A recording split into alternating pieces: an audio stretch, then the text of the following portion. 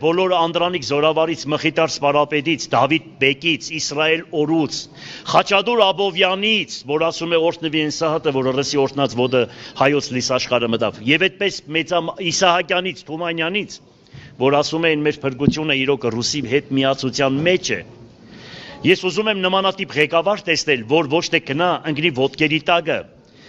այսպես ես չգիտեմ ինչ կարողանա բանակցել, տղամարդ լինի, որ կարողանա իրենց հետ բանակցել եւ ռուսի սխալները, ասի գիտեք, դուք այս հարցերում սխալ եք, դուք մեր նկատմամբ այսպես լավ չեք պահում, այդպիսի ղեկավար է պետք եւ վերջում էլ արդյունքը սա է, Թուրքը Հայաստանը ինչ վիճակի մեջ է, պետականություն չունեք, մորտված, սպանված, քանդված, ավիրված գերեզման չունեք ընդուп, Ռուսը Հայաստանը ինչ վիճակի մեջ է, Թուրքը մեր նկատմամբ ինչ է արել, ռուսը մեր նկատմամբ ինչ է արել, ինչ որ կառուցվել է այդ 75 տարվա մեջ կառուցվեց։ Հիմա դրա համար այդ ամեն ինչը մենք չտեսնելով, եթե ուզում ենք չտեսնել, դա ես չգիտեմ ինչ մարդ պետք է լինի, որ այդ ամեն ինչը չհասկանա։ Հետո մի բան գիտեմ։ Մի բան։ Սա բարձրաձայնում եմ։ 1920 թվականի օգոստոսի 10-ին Թիլվիզում Հայաստանի այն ժամանակվա կառավարությունը Ռուսաստանի հետ կնքեց պայմանագիր, որ ռուսները պետք է պահեն ուրեմն Նախիջևանը, Սյունիքը եւ Արցախը։ Նույն ժամանակահատվածում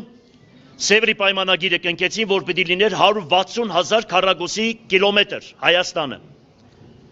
Եվ Վիլսոնը հաստատեց դա։ Դրանից հետո մի քանի օր հետո թուրքերը գրավեցին Ալեքսանդրապոլը Սևրի պայմանագրից հետո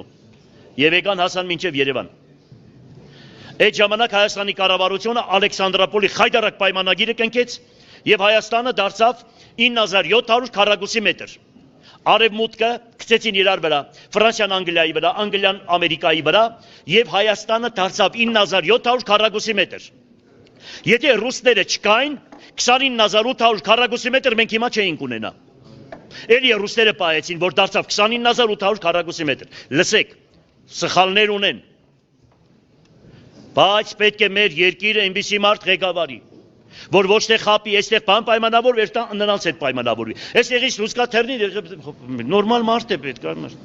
նորմալ մարդիկ են պետք, որ գնան խոսան, այս մենք սխալվել ենք, մենք ազգովի սխալվել ենք, այդ կամ բան։ Հետո մի բան էլ ասեմ, գիտեք ինչ կա։ Հերիք է պաշտոնի համար, փողի համար գնաք սխալի հետևից։ Գիտեք ինչ ամենամեծ սարսափելի բանը դա է։ Ծախվում են պաշտոնի համար, ծախվում են փողի համար եւ գնում են այն թեկտածու ետևից, որ իրենք էլ տեսնում են, որ այդ թեկտածուն Հայաստանը տանում է կործանման։